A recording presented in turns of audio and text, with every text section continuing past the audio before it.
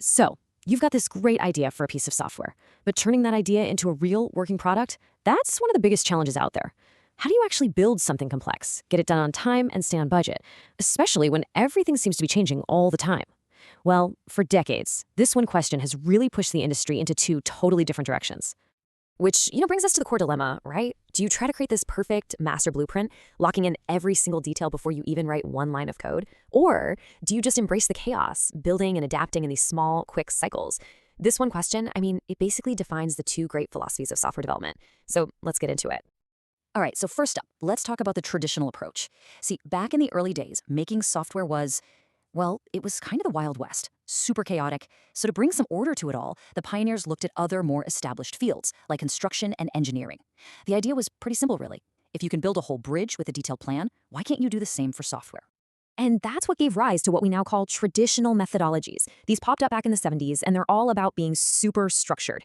The keywords you got to remember here are sequential and linear. It's all about having these formal policies and step-by-step procedures to manage every single part of a project in a way that's predictable and repeatable.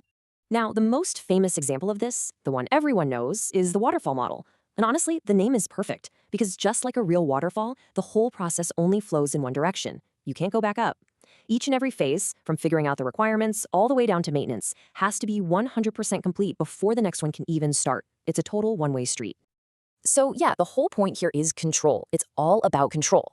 Traditional methods are defined by their super rigid linear structure. These methods are absolutely not built for change. In fact, you could say they actively fight against it. Everything is driven by massive amounts of documentation and a detailed plan that you agree on at the very beginning.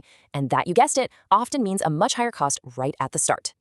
But check out this quote from way back in 1996. It just perfectly nails the fundamental problem here.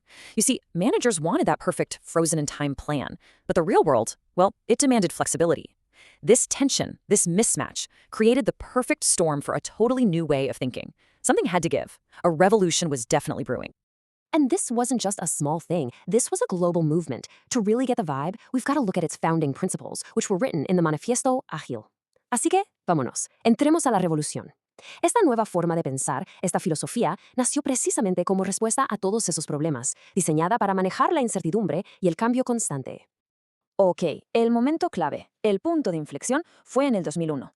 Resulta que 17 desarrolladores, que ya estaban hartos, súper frustrados con estos métodos tan rígidos y lentos, se juntaron en Utah.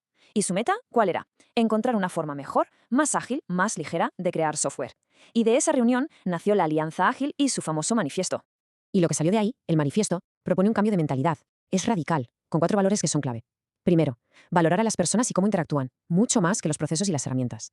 Segundo, enfocarse en tener software que funcione, por encima de tener una documentación perfecta y exhaustiva. Tercero, colaborar todo el tiempo con el cliente, en lugar de andar con negociaciones de contratos.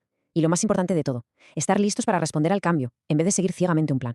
Y esto que ven aquí, ilustra perfectamente cómo se ve todo esto en la vida real. Scrum, que es probablemente el framework ágil más popular que existe, no es una línea recta, ¿verdad? No, es un ciclo constante de trabajar en pedacitos cortos, lo que llaman sprints, para entregar algo de valor, recibir feedback y ajustar el rumbo súper rápido. ¿Y cuáles son los resultados de este enfoque? Bueno, un estudio del 2018 encontró una mejora del 54% en la colaboración entre los equipos. 54%. Y como si eso fuera poco, ese mismo estudio encontró algo que para mí es aún más impactante. Un aumento del 49% en la satisfacción del cliente. ¿Casi la mitad? Okay, so with those kinds of powerful results, we are right back where we started, with that big question. You've got the super predictable blueprint of the traditional methods on one side and the fast, adaptive cycles of Agile on the other. So which one is actually better? And this table really breaks down the core differences, doesn't it? Where traditional methods fight against change, Agile just welcomes it with open arms. While traditional kind of keeps the customer away through formal meetings, Agile makes them a core part of the team. Look, this isn't about which one is good and which one is bad. It's really about finding the right tool for the right job.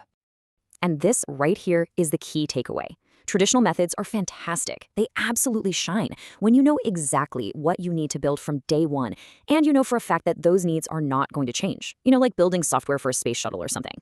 But Agile, that's where it really excels, in those super dynamic environments where you're kind of figuring out what you need as you go. Think about building a brand new social media app. So at the end of the day, this isn't some kind of battle to be won. It's really a strategic choice. So the real question you should be asking yourself isn't which one is better, it's which one is right for my vision. Which one is going to help me bring my idea to life?